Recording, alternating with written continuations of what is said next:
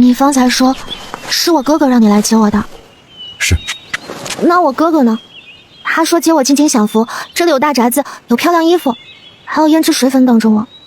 没了，这些都没了。你哥哥被流放3000里，我受他之托，暂时照料你。什么？他为何被流放？因为他找死，3番5次行刺魏昭。魏昭，我知道这个狗东西。哥哥说他天生反骨，哥哥是替天行道。我哥哥真厉害。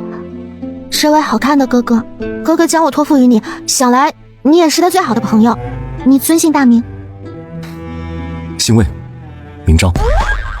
不可能，我哥哥说魏昭长得青面獠牙，浑身流脓，能吓死大青牛。你这么好看，肯定不是他。我就是。我要是你，应当扒了我哥哥的皮，怎么还可能帮他照顾我？这就得问你那位好哥哥了。3000里，好远啊！我要去找他。你想得美，跟我走。你要把我带去哪儿？青楼，我要把你给卖了。魏昭，我卖身的钱归谁？自然是归我。归你也行，但我有个条件。什么条件？在我接客之前，你先陪我睡一晚好不好？我卖身的钱就当是给你的度夜费。你度夜费？香姑娘要睡主人，还给钱的那种，那主人不就成了？天性爱笑的他发出铜铃般的笑声，笑到一半，在魏昭刀子般的眼神下戛然止住。马车行驶到城内，在一座白墙青瓦的宅子前停稳。香姑娘请，此处是我家主人私宅。不是说好的青楼吗？老鸨呢？那些脑满肠肥的客人呢？魏昭啊，难不成你想让我做私娼？每次你外出，我就挂顶绿帽子，表示可以接客。当你在家时，我就将绿帽子收回，与你做夫妻。魏昭面沉如水，不愧是江千里的妹妹，小嘴抹了毒一样，回头定要收拾她。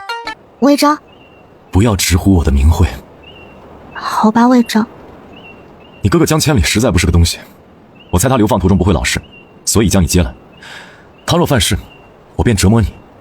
我接你来不是让你享福的，你想要的好东西通通没有，认清楚自己的身份，求客而已。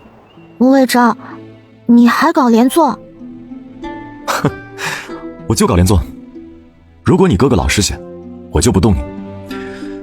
你平日就待在院中，别想逃跑，明白吗？明白。我可以去睡觉了吗？哼，去吧。一起吧。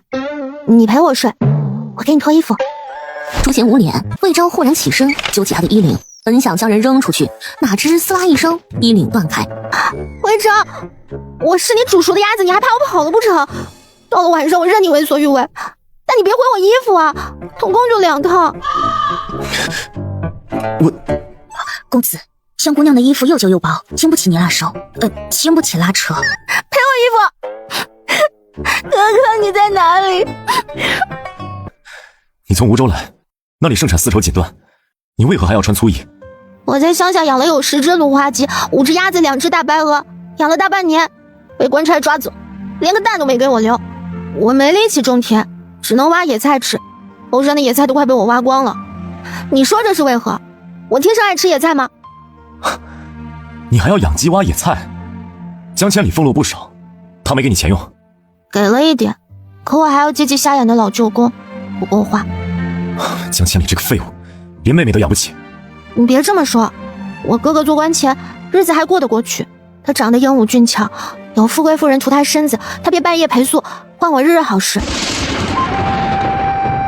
朱贤大为震惊，请大公子安，大公子好气色呀。何事？明日老夫人办花朝宴，请了许多世交姑娘，也请大公子前去热闹热闹。你转告祖母，让她少拉屁条，积点德吧。大公子这说的什么话呀？老夫人是你的长辈，她这是关心你呀。我与祖母说过，婚事不劳她费心，她偏要撮合，这不是拉屁条是什么？难不成是人牙子，或是拐子？嬷嬷气得直叹，这大公子嘴毒起来六亲不认。嬷嬷讪笑2声，匆匆告退而走。夜间飘起细雨，暴雨不中潮，小雨却绵绵不绝，落在台阶上滴滴答答，直到天明。姑娘醒了，我们服侍姑娘梳洗。这这就是囚徒的生活吗？主宅又派人来请魏昭，母亲横氏要他回去，并指明带上你那位漂亮的小姑娘。横氏的陪嫁婢女央求他：公子，夫人缠绵病榻，这几日才略好些，她总是挂念着你。好，我带她回去就是。你随我一道去见母亲。江一欢睁大眼：母亲，你这么快就带我见婆婆？我还没准备好呢。是我母亲，在她面前不要胡说八道，明白吗？明白。我这么漂亮，她肯定会喜欢我的。半个时辰之后，大公子请。儿子见过母亲。希光，你回来了。魏昭没理他，示意江一欢上前。母亲，她就是你要见的姑娘，江千里的妹妹。好漂亮的姑娘啊！你叫什么名字啊？江一欢学着魏昭的样子行礼。回母亲，我姓江，名宜欢。母亲，母子三人均愣住。魏昭磨牙：小呆子，你应当称她为夫人。你瞎叫什么？你母亲就没教过你礼数吗？你哥哥是重犯，老实点儿。夫人，你让他别骂我好不好？我从小就没有母亲，没有人教我这些。我哥哥杀魏昭的时候，我也不知情。莫怕，这事儿哪能怪你呢？外面有嬷嬷来请。大公子，老夫人在等你呢。希光，她到底是你祖母，你去向她问安，就当是替你父亲尽孝了。魏昭颔首对江一欢道：你同我母亲待着，我一会儿来接你。江一欢乖巧点头。别闷在屋里，我带你赏花去。江姑娘，你与兰儿年纪相仿，同她去玩吧。江一欢应是。此时魏老夫人院中，婢女嬷嬷们忙成一团。老夫人您别动怒，大公子不是故意的。他就是故意的。昭儿啊，你纨绔小盗，就不怕你父亲找你算账？父亲离京赴任，2年后才回来，祖母就等着吧。我是你祖母，便是打你骂你，那也是长辈之诚。为点小事，你记恨我多少年了？魏昭拂袖而去，傻子才听他训诫呢。行走到湖边，好像听到有人在呼喊他的名字：魏昭，魏昭，你在哪里？快来救我！回答他的是豆大的雨珠，凉凉的砸在脸上。魏昭赶到时，他的衣摆已经湿透了，嘴唇冷得发白。见魏昭出现，他喜极而泣：魏昭，你可算来了！楼梯口的门被锁了，我下不去。魏昭张开双臂，沉声道：跳下来。他担心自己找人走开后，这姑娘又要嚎叫。江一欢望着下面，腿有些软，但他还是翻过栏杆往下跳，心思要从胸口蹦出来。风声从耳畔划过，凌空感让他紧张到发抖，稳稳地落在魏昭怀里，温暖干净的气息扑面而来。他红着眼睛抱住魏昭的脖子：魏昭，他们害我！怀里的身体发抖，抱他抱得死紧。魏昭侧过头，静静道：别哭，告诉我发生了什么。你妹妹的朋友强拉我来这里，说要和我做朋友，却趁我不注意落锁后就跑了。魏昭没说话，带他去见魏芷兰。哥哥，我好心带江姑娘玩，她却骂你害她哥哥，她恨死你了。是吗？是，我为安抚她，便将她带去凌云阁关请，可她却对我发脾气，又哭又闹的。我怕惊扰客人，便将门锁住，本想请哥哥发落，哪知他却先告状。此事宾客与仆从皆可作证。你们呢？你们怎么说？回大公子，就是咱们小姐所说的那样。我再问一遍，果真如此？在开口之前先掂量好，骗我是什么代价？他没什么凶狠的表情，语气也算平静。方才还说得起劲的姑娘们都哑了，仆从也不敢吱声。江一欢将头枕在他胸口，闷声道：魏昭，我没骗你，我说的才是真相，你得信我。咱们的关系多特殊啊！我信。哥哥，你别听他瞎说，他哥哥是害人精，他也是，你怎么能收留他？要不你把他交给我，我来处置，好不好？你住嘴！我的事情还轮不到你来智慧，你就等着跪祠堂吧。魏昭着人将事情告诉横氏，便带着江一欢匆匆离开了。回到私宅，江一欢的精神松下来。魏昭，我还是喜欢这里，有吃有喝，也没人欺负我。我以后就待在你的牢笼里，哪儿也不去。魏昭还要进宫呢，他道：睡你的吧，方才在马车上，你困得连眼睛都睁不开。我马上就睡，待我睡醒后，能不能得到一些漂亮的布料？不行，你是我的囚徒，是我的人质，别对我提无理的要求。魏昭走了，哎呀，朱贤发愁了，江姑娘可真能惹事儿。宫中太极殿，内库官呈上江南贡品，让皇帝过目。魏将军可有想要的物件？这些都是江南独有的，你不妨挑几样。多谢陛下，臣想要流光锦。皇帝有些意外，魏昭居然要布料，他何时稀罕过这些玩意儿？一共10匹流光锦，他竟赏给魏昭6匹。公主们傻眼了，就剩4匹了，后宫还有皇后、嫔妃，他们怎么分呢？到了晚间，魏昭，你回来啦！湿热的酒意更甚，他脚下打滑，重重摔在长满青苔的石板上。他喜爱青苔，素日都不让人打扫，没想到他还没想完呢，江一欢也被青苔滑倒，不偏不倚砸在他身上。这一下，魏昭后背生疼，前胸也疼。江一欢趴在他身上，男子身躯结实修长，还微微发烫，比床褥舒服得多。他用手扒着人家的衣襟。魏昭，你很热是不是？我给你扯开衣领，好让你松快些。魏昭愣住了，如厕回来的朱贤看清之后，拼命揉着自己的大眼睛。不消说，主人定然是被迫的，他最注重仪表，断然不会这么荒唐。但主人爱面子，如果他此刻上前，明年今日就是他的周年祭。不由想到就是当年大公子被质疑非魏家骨血，主君又在外征战，公子与横氏举步维艰，没少被老夫人搓磨。受流言所误，妹妹魏芷兰也不认他，当他是耻辱。直到大公子与主君越长越像，再无人质疑他的血统，误会是解除了，但大公子与老祖母有了隔阂，也不待见自家妹妹，只管埋头搞权势。人在幼年失去的，长大后会加倍找补。大公子容不得别人对他不敬，敢冒犯他者格杀勿论。这江姑娘自求多福吧。起来！啊？你说什么？我说起来。魏昭被逼得用气音，江一欢趴在他胸膛前。啥啊？咋听不清楚呢？我给你带了流光锦。江一欢耳尖动了动，慢慢爬动。魏昭，魏昭，做什么？你凑近些，我与你细说。魏昭才不要靠近他呢。江一欢急了，扬声道：“我的肚兜被你扯破了，没法出屋子。别嚷！这种东西，你找朱贤要去。不行，每个人的尺寸都不同，我得量身定做。你还是给我布料吧。”魏昭才明白，原来他要漂亮布料是要做贴身衣物，怎么不直说呀？抬个手，6匹浮光锦被抬到江一欢窗前，江一欢激动的脸颊通红。好漂亮啊，就像月光流过，好光滑，好柔软啊，简直比魏昭的皮肤手感还要好。这些全归我吗？是，面料我给你了，你给我安分些。江一欢对魏昭愈发喜爱，叮嘱道：“魏昭啊，你下次别喝那么多酒。”魏昭想将他的头扭下来。放肆！你居然管我！在我们梧州，有个男子醉倒在路边，被经过的妇人轻薄，他有了阴影，成了断袖，对女人再也不行了。你说的那个人，该不会是你哥哥吧？才不是，我哥哥乐意被轻薄，他可以收钱嘛。魏昭啊，你晚上早歇会，咱们一道用饭。魏昭抬脚就走，哪有和囚徒一块用饭的？赶到魏府，他去见母亲横氏。大哥，你今日为何没带江姑娘？我知你并没有悔过之心，别在我面前装，怕轮不到你来欺负。哥哥，我是为你好，你别瞧她呆呆的，其实很难缠。我是你亲妹妹，哪会害你？是吗？可在我的记忆中，我并没有妹妹。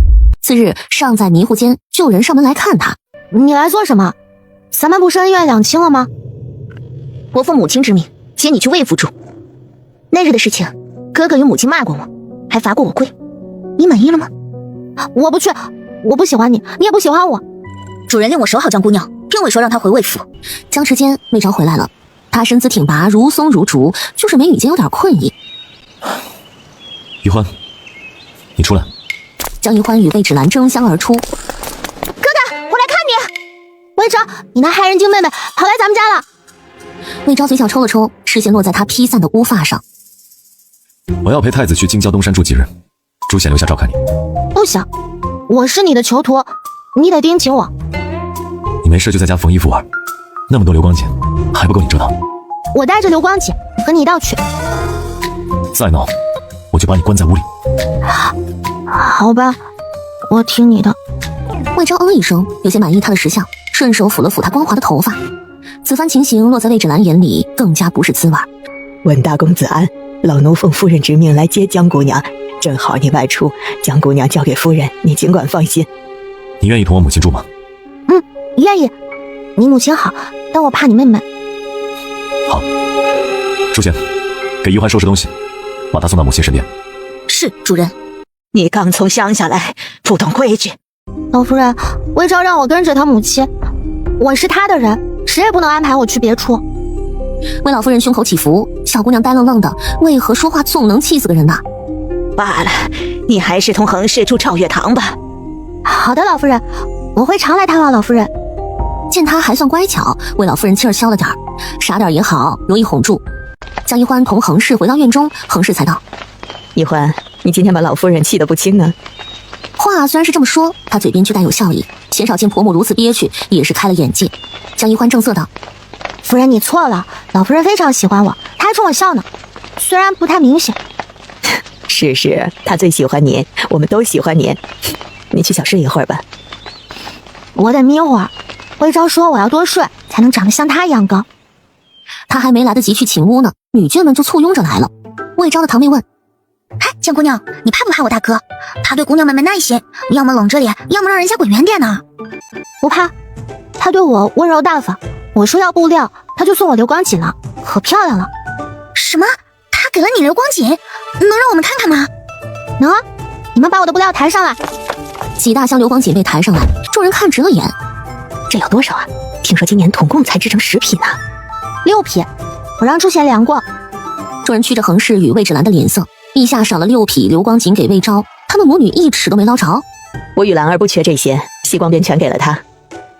别说西光疼爱他，我也喜欢，有什么好东西自然紧着他。魏昭确实最喜欢我。我困了，魏昭说我得多吃饭多睡觉，多长点肉，他才更疼我。众人一言难尽，瞧这傻里傻气的模样，魏昭竟然好这口。江一欢转身进了寝屋，瘫倒在榻上。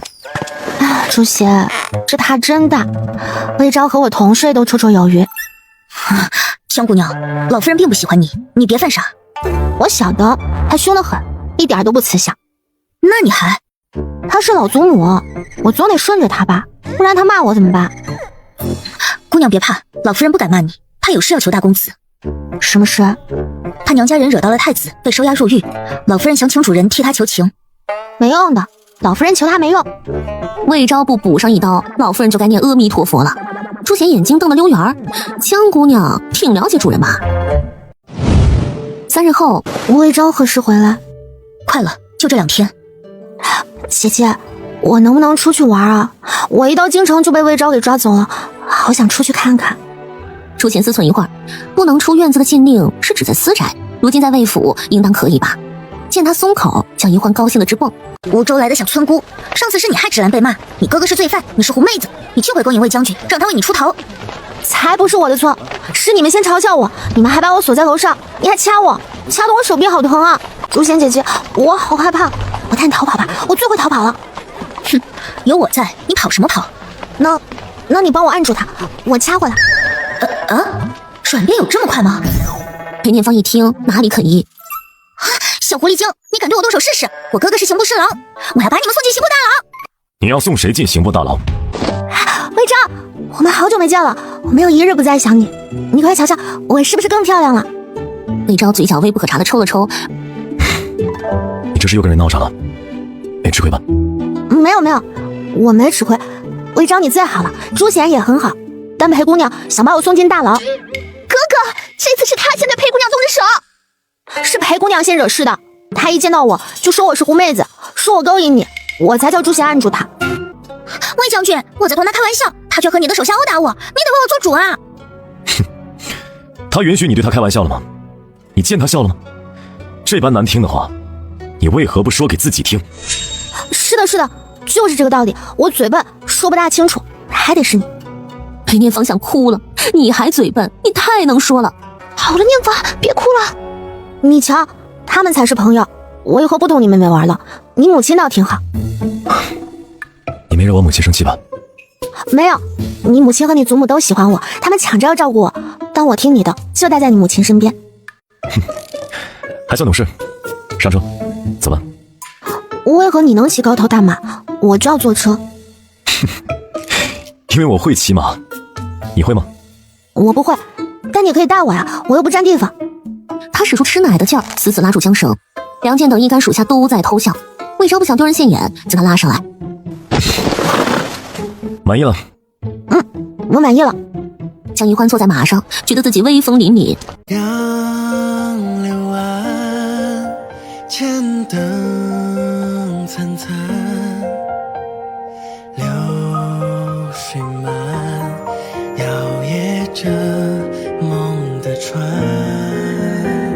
桥弯弯，星河一川，谁扶山铺流萤作笑谈。回到魏府，你为何要带他出门，还陪他惹是生非？他维护江宜欢是一回事儿，朱贤失职又是一回事儿。梁健朝他使眼色。回主人，江姑娘闷得慌，卑职便带她出去。裴小姐欺负她，我总得帮她吧。她在乡下受气，来了京城后，我还能让她再受气吗？闭嘴啊！别冲撞主人。朱贤，小呆子给了你多少流光钱，这就被收买了？朱贤张张嘴，主人怎么知道？吭哧半天。也不全为流光金，我乐意帮她，我富有正义感。好啊，既然你这么正义，我就成全你，罚你3个月俸禄。朱贤哀嚎，为何要罚钱啊？他宁愿挨板子。到了晚间，魏昭起身去往寝屋，一打开门，却见榻上警备鼓起，他当即暴怒：谁？滚出来！是我。你不是在我母亲院中吗？为何跑来我屋里？是夫人把我送来的，她说我是你的女人，得服侍你。做我的女人？你做梦！别闹了，快睡会儿吧。我睡里面，你睡外面。魏昭想起上次被他轻薄的情形，怒道：我看你是弄反了吧？给我躺好。哦，好的。你睡你的吧，我一会儿来找你。我等你。睡到半夜，失眠的他有些不甘，凭什么江宜欢能一觉睡到天亮呢？去主寝摇醒江宜欢。宜欢，宜欢，告诉你个消息。江宜欢吓得打个激灵，惊恐道：大半夜的能有啥消息啊？你哥哥在流放途中逃跑了，周边全是深山老林，毒蛇猛兽多得很，怕是凶多吉少了。我可怜的哥哥，他早就应该委身于你的，好好侍奉你。你哥哥委身于我？是啊，你不是也喜欢男人吗？谁告诉你我喜欢男人的？我哥哥在我们梧州都传遍了，你男女通吃，尤其馋的身子。魏昭愣住了，他半夜爬起来就是为了给自己找气受。江千里如此狡诈，怎么会有个傻呆呆的妹妹？裴念芳也被江宜欢气得半死，他去闹自家哥哥。哥哥，我被魏昭的人打了，你就不为我出气吗？你去咬死魏昭啊！他从前对魏昭的印象不错，但魏昭昨日当街斥骂他，他就恨上他了。裴景晨严肃道：你胡说什么呢？我是刑部侍郎，不是狼。魏昭心狠手辣，仗着自己有7州兵权，连陛下都不放在眼里，他哪敢与他来硬的？京中恨魏昭的人太多了，不定哪天他就倒台了，耐心等着就好。江宜欢为哥哥的遭遇哭了好几日，躲在屋里黯然神伤，小脸更加消瘦。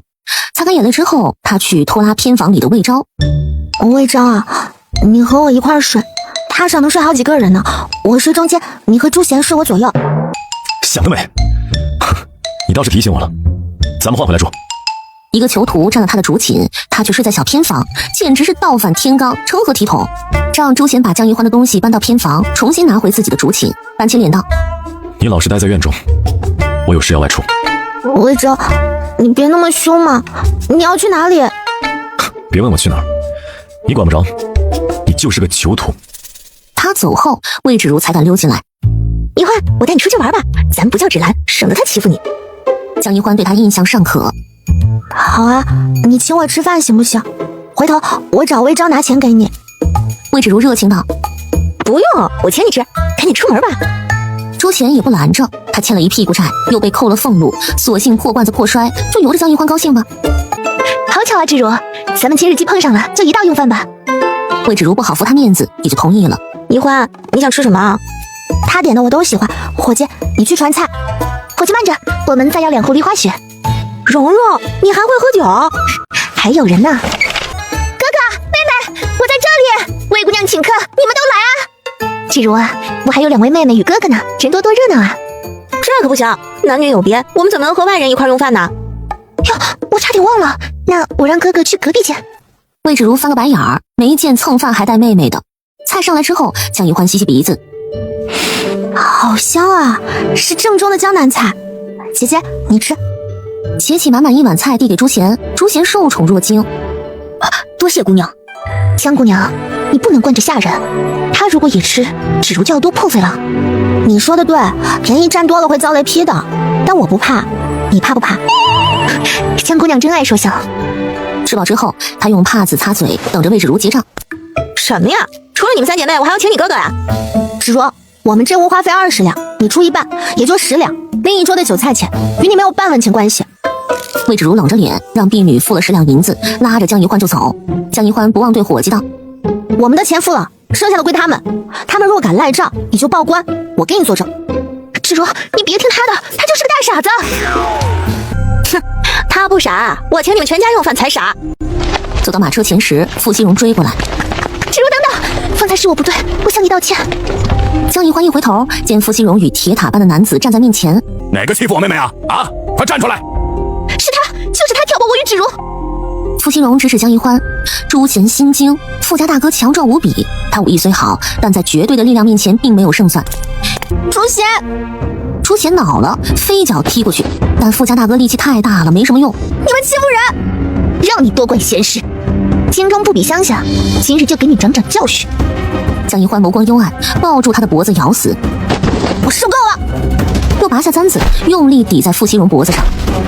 大傻个子，你滚开，不然我就捅死你妹妹！众人都傻住，谁也料不到他会来这一招。傻大个子，等你跑回家后，我就把你妹妹放了。还有，把钱袋子还给芷如。东宫，魏昭在陪太子，太子比他小2岁，刚行加冠礼，性情十分温柔。他对魏昭大吐苦水。你说姑该怎么办？7颗东珠，太子妃和良娣都想要，姑没法平分。殿下叫我过来，该不会就是为了这件事吧？是啊，姑愁着呢，让他们哪一个伤心，姑都舍不得。那殿下把东珠全给我，事情不就解决了？事情是解决了，但又有哪里不对？可是，殿下若是无事，微臣先行告退。你别急着走啊！姑听说江千里的妹妹在你手里，你没欺负她吧？当然是欺负了，不然我接她进京，是让她来享福的吗？太子嗟叹，魏少府真是嚣张啊！走到闹区长街上，魏昭牵马而行，梁健低声道：“主人，你看。”一个傻大个子拔足狂奔。让开！让开！让开！我要回家！我要回家救妹妹！这不是傅家那二愣子吗？他羊癫疯发作了。傅大人可真是好福气啊！梁健无语，人家就是愣了点儿，哪有羊癫疯啊？一到魏府，就见横氏守在大门外，慌慌张张道：“西光，一欢出事了。”出了何事？他不是在家里待着吗？芷如今日带他出门，我本是放心的，哪知道他与傅家兄妹起了冲撞，身上还受了伤，你快去瞧瞧吧。魏昭快步离去，魏芷兰心有余悸，大哥的脸色实在是可怕，当年他被打骂欺负时都没有这副形容。一欢，魏昭，你今天这么早回来啊？我脸有点疼。见他面颊红肿，魏昭阴沉沉道：“是傅家兄妹伤你。”他们想占芷如的银钱，我不肯，傅家大傻个子便揍我们。听他细细说来，魏昭不禁恼火。如果当时傅二愣子不管他妹妹，你死的会有多惨？为了那点钱，值得吗？不只是钱，我在乡下种了棵樱桃树，果子成熟时，里长家的姑娘日夜逼我守着，不让鸟啄食，把完好的果子摘下来给她吃。我太生气了，那明明是我种的樱桃。婢女愕然，有这么欺负人的吗？魏昭听得心酸，有点好笑。这关傅家兄妹何事？因为他俩长得像我们里长的儿女，我在乡下讨厌的人，在京中都能找到相似的。傅家女儿呢？你有没有捅死她？没有啊，她就是脖子上流了点血，哭得跟鬼嚎一样。除了脸，你还有哪受伤吗？后脑勺，还有膝盖也磕着了。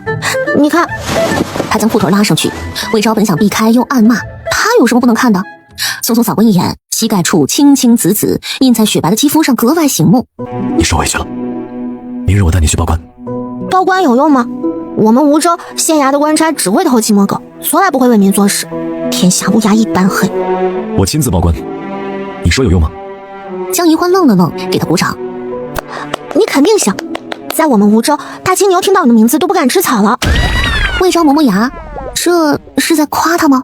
江宜欢小心道。朱贤伤的也不轻，我打听过了，你扣了他3个月俸禄，我少吃点饭，你别扣他俸禄行不行？你吃我的用我的，还想干涉我管理属下？江宜欢闭嘴，好像是有些说不通。到了晚间，江宜欢脸颊疼得厉害，哼哼唧唧的睡不着觉。魏昭去哪里了？你们叫他过来陪我。我们哪敢打听将军的去向，他好像出去了。魏昭，魏昭，你来管管我，我是你的囚徒。魏昭的声音在门外响起。小呆子，你叫会儿呢。他推开门，手上拎着小竹筐，上面盖着绿叶，露出鲜红的果实。这是樱桃吗？尝尝。樱桃皮儿薄肉厚，鲜红的可爱。江宜欢捻起一颗放进嘴里，好香好甜啊！不行，我得喂给我最喜欢的人。几颗樱桃而已，这么没出息啊！他闭上嘴，可不能让他喂。江宜欢拎着樱桃篮，敲响朱贤的房门。朱贤姐姐，我来给你喂樱桃。哎呀，我正想吃这口呢。好妹妹，你快进来啊！魏昭几乎要恼羞成怒了。次日天蒙蒙亮，他就将江宜欢从榻上拉起来。起来，我送你去大理寺。为啥要去大理寺？你忘了，你犯案了，我得报官，把你送进牢里。那还是别了吧，我喜欢留在你身边，我给你当牛做马行不行？不行，跟我走。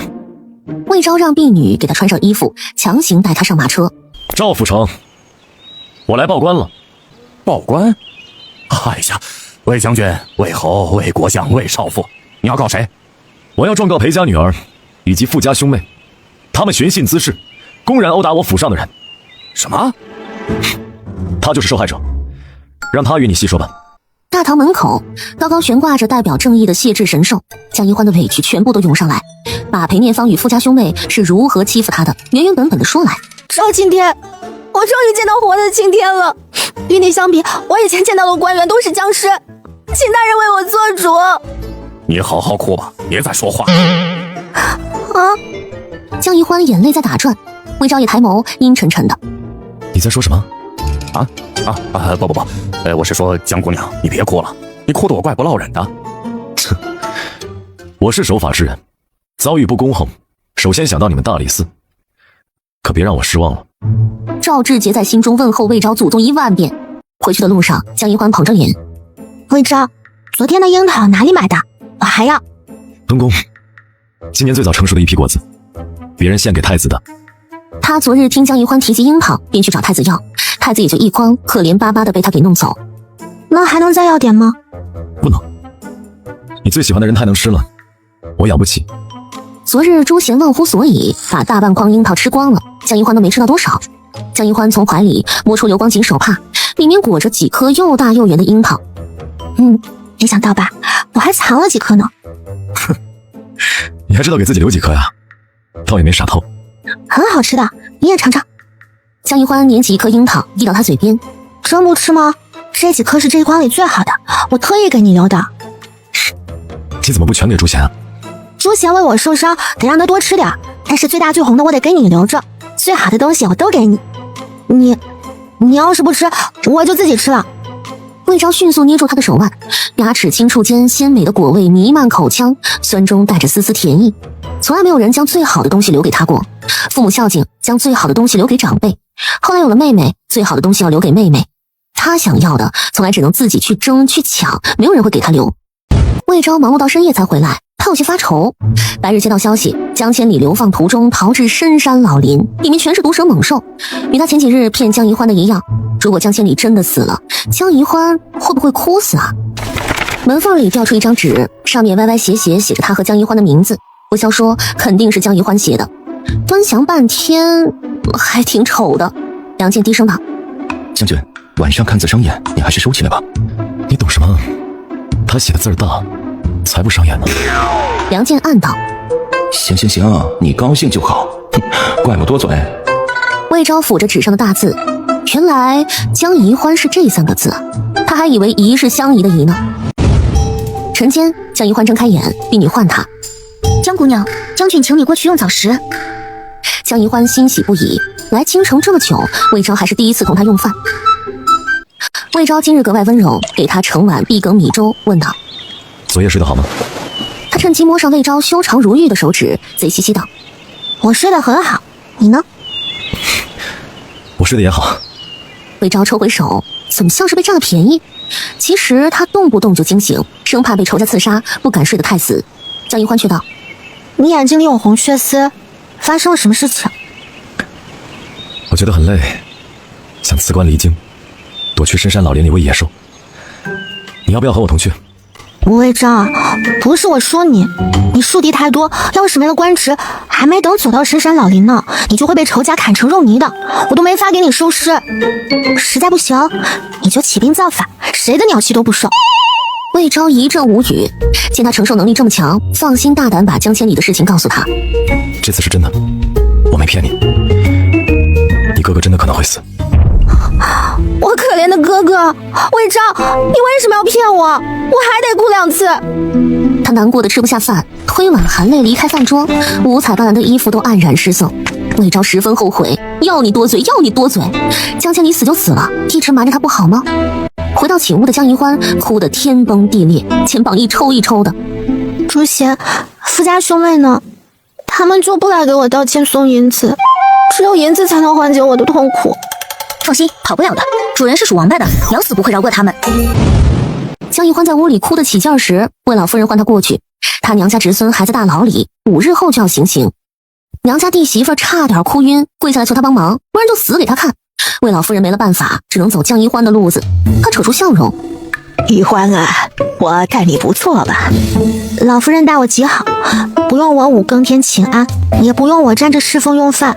虽然老夫人惯会琢磨儿媳妇，让他们起得比鸡早，睡得比犬晚，但没用在我身上。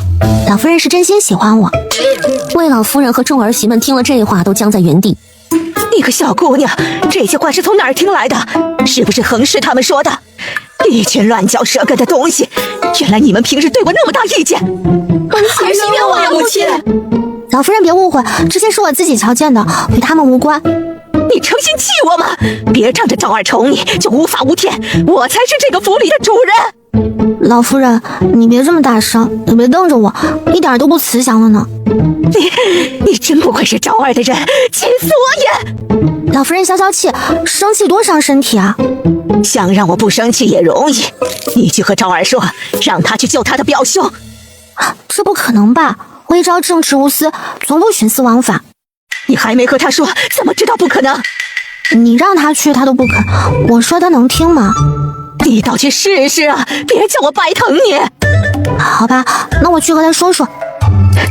好孩子，等这事儿成了，我给你们操办喜事儿。多谢老夫人。江宜欢行了个礼，走了。魏芷如拔脚追上他。宜欢，你别犯傻，我大哥是不会帮祖母的。他虽然喜欢你，但也有脾气的。他不便将堂兄与祖母的嫌隙说出来，堂兄也未必愿意让江宜欢知道。男人嘛，都爱面子。江宜欢点头，我知道了，多谢你。魏芷如探着脑袋望向魏昭的寝屋。宜欢啊，我大哥多久在你房里歇一晚？他从没在我屋里歇过。这怎么行呢？你无依无靠的，还有犯了案的哥哥，你得抓住我大哥啊！早些给他生个孩子，才能站稳脚跟呢。生孩子？我要怎么做才能和他生孩子啊？你们得睡在一起啊，然后再睡，使劲睡，就能有孩子了。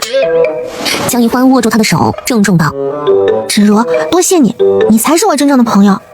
江姑娘，你可别乱来啊！等你和主人两情相悦时，他自然会和你睡。我就不能先睡他，再和他两情相悦吗？把他睡开心了不就怨了吗？你说是不是这个顺序？朱贤想哭，他能说不是吗？谁敢试着说服魏昭啊？魏昭上朝时心不在焉，下朝后被皇帝留下来。爱卿可有心事，不妨与朕说说。魏昭想到哭泣的江宜欢，回道：江千里流放途中逃走了。什么？竟然给他逃了？你当初真该一刀杀了他。爱卿啊，你呀，还是太善良了。我呸！魏昭这个小狼崽子！魏昭平定冀州有功，战绩卓绝。为了安抚这位年轻的朝臣，也是为太子拉拢他，他便立魏昭为太子少傅。哪知魏昭拥兵自重不说，还愈发嚣张。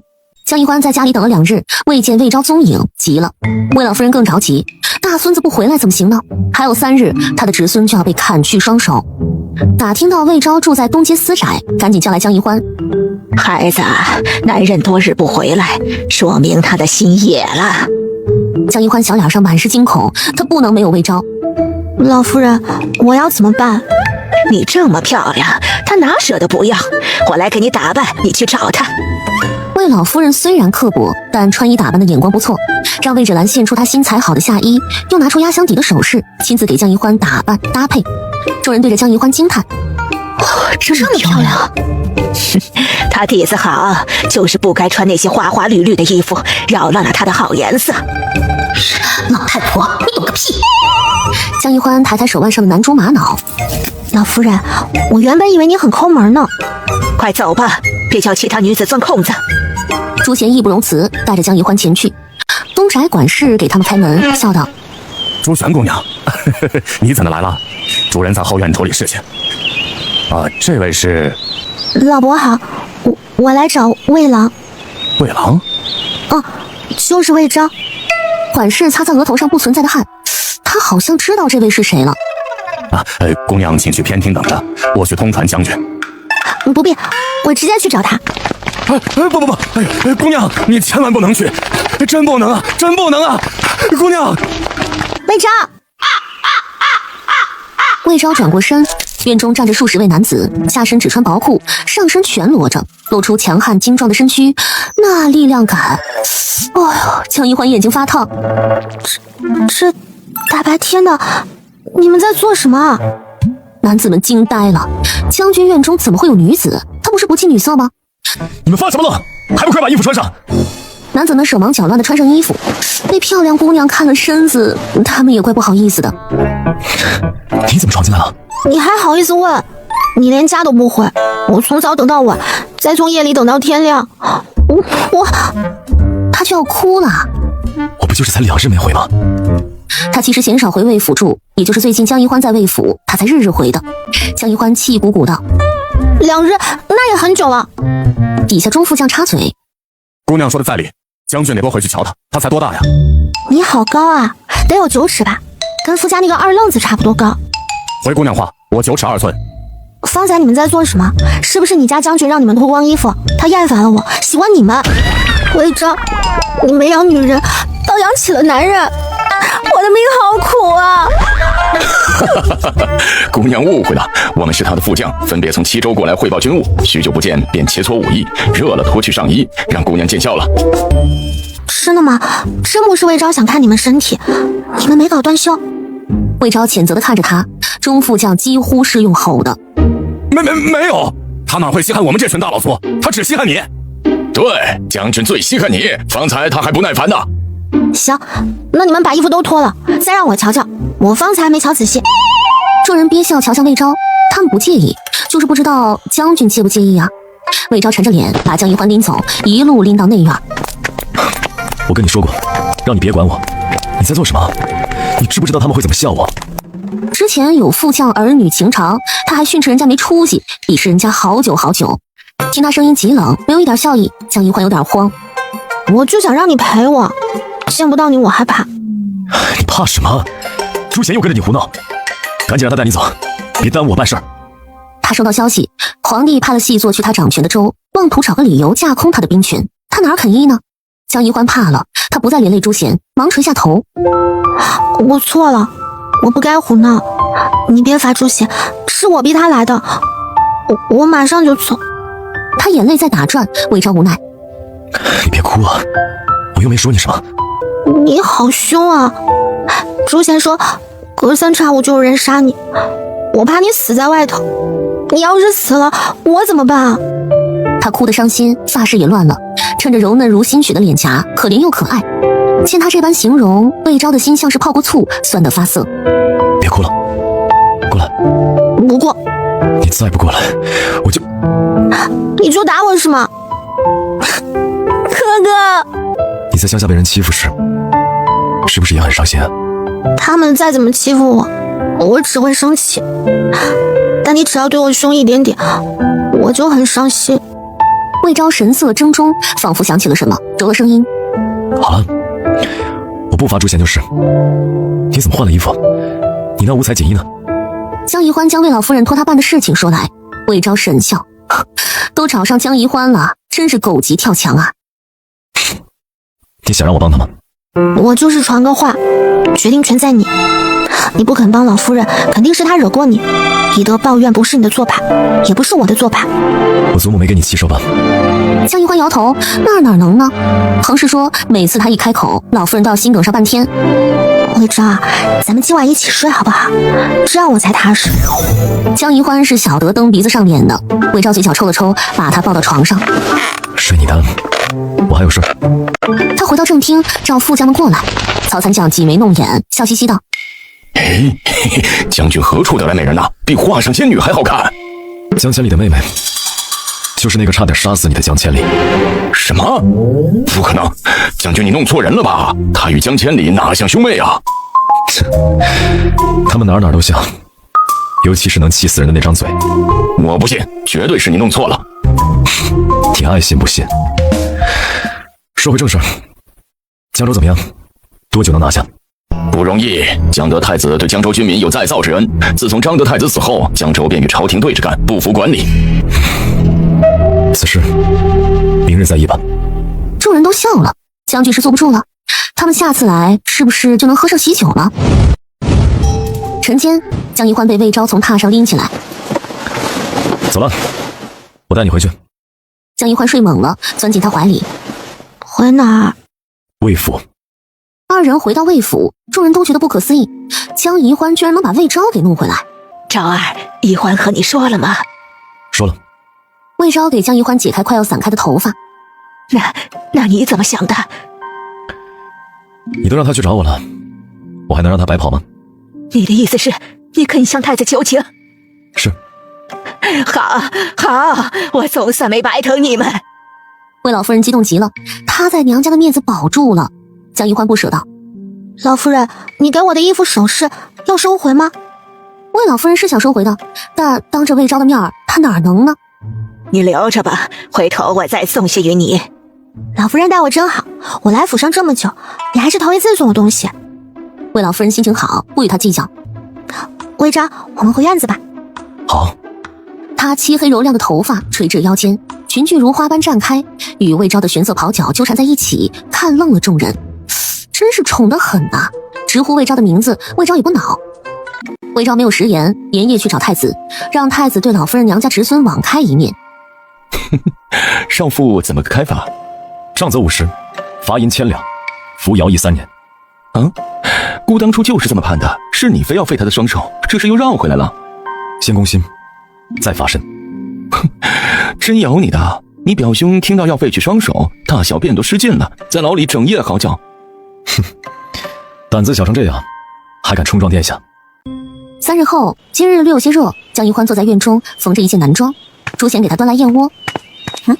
姑娘这是给谁做的？给我哥哥，我梦到他了，他让我等着他，他会回来找我的。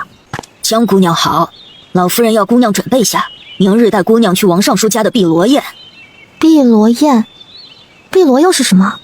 回姑娘，就是带馅的饼子，每家都会带上一种去赴宴，主家会准备樱桃馅的。好啊，我去。江宜欢咽口水。到了王家，江宜欢悄声道：“老夫人，他家宅子小好多啊，旁边还有邻居。